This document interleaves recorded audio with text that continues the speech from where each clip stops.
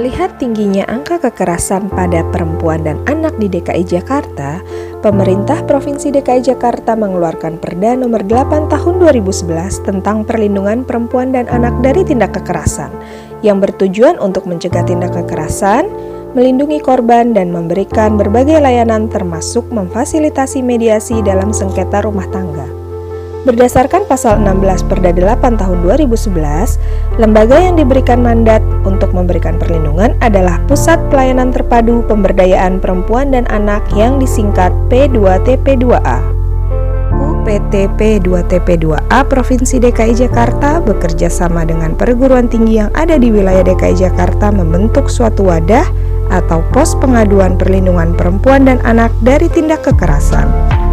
Melalui berbagai rangkaian kegiatan kampanye Hari Anti Kekerasan Terhadap Perempuan dan Anak tahun 2020, terbentuklah Pos Sahabat Perempuan dan Anak atau biasa disingkat SAPA STIK Sinkarolus.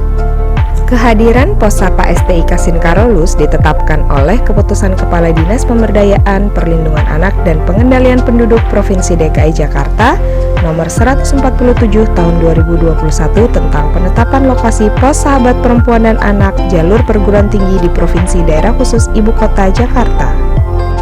Pos SAPA STIK Sinkarolus terletak di Jalan Salemba Raya Nomor 41 Jakarta Pusat, Gedung Brigita Lantai 1. Lokasi yang strategis memungkinkan sivitas akademika maupun masyarakat dapat mudah mengakses layanan ini bila merasa membutuhkan.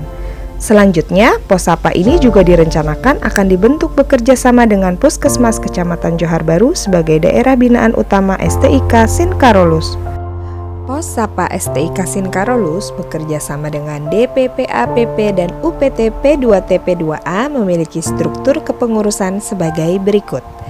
Nurse Justina Purwarini, spesialis keperawatan maternitas DNSC sebagai pelindung, Nurse Maria Astrid, spesialis keperawatan medikal bedah sebagai pengawas, Ibu Dewi Prabawati DNSC sebagai pengawas, Nurse Lina Dewi Anggraini, spesialis keperawatan anak sebagai ketua, Lorencia Panselina, Magister Kesehatan Masyarakat sebagai wakil ketua, Nurse Regina Vita, spesialis keperawatan maternitas DNSC sebagai PJ Layanan Pengaduan, Nurse Yunita Astriani, spesialis keperawatan jiwa sebagai PJ Konseling Psikologi, Bapak Gerardus Gegen, Magister Hukum Kesehatan sebagai PJ Layanan Advokat, Dewi Novitasari, Magister Kebidanan sebagai PJ Database, dan Agustina Ida, Magister Kebidanan sebagai Front Desk Agent.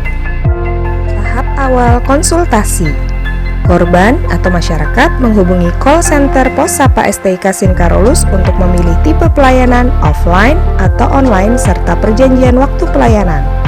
Front Desk Agent menerima telepon dari korban dan memastikan tipe dan waktu pelayanan yang dipilih.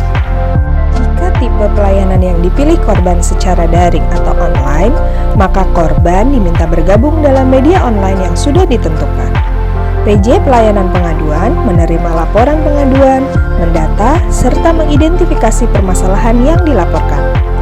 Jika tipe pelayanan yang dipilih korban secara luring atau offline, maka korban datang melapor ke pos Satpam serta memakai masker. Sebelumnya, Satpam akan melakukan pengukuran suhu tubuh terhadap masyarakat yang ingin melapor, menerima serta mengantarkan masyarakat yang akan membuat laporan pengaduan ke ruang pos SAPA jika suhu tubuh normal.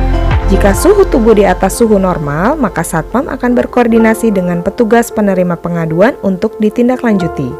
Melakukan pemeriksaan terhadap korban jika hasil menunjukkan resiko keterpaparan COVID-19 tinggi, maka akan ditindaklanjuti oleh pihak kesehatan. Jika hasil tidak menunjukkan keterpaparan, maka dapat melaporkan kasus yang dialaminya di Pos SAPA. PJ Layanan Pengaduan menerima laporan pengaduan, mendata, serta mengidentifikasi permasalahan yang dilaporkan. Pada tahap konsultasi lanjutan, PJ Layanan Pengaduan mengantarkan korban ke PJ Konseling atau Advokat Pos SAPA STIK Sinkarolus jika korban dalam kondisi normal. Jika korban dalam keadaan urgent atau luka, mengalami kasus kekerasan seksual atau kasus yang tidak mampu ditangani, maka Pos SAPA STIK Sinkarolus akan berkoordinasi atau merujuk korban ke petugas Pos Pengaduan UPT P2TP2A. Pada akhirnya, keberadaan Pos Sapa di STI Kasin Karolus diharapkan dapat menyediakan layanan perlindungan bagi perempuan dan anak dari tindak kekerasan.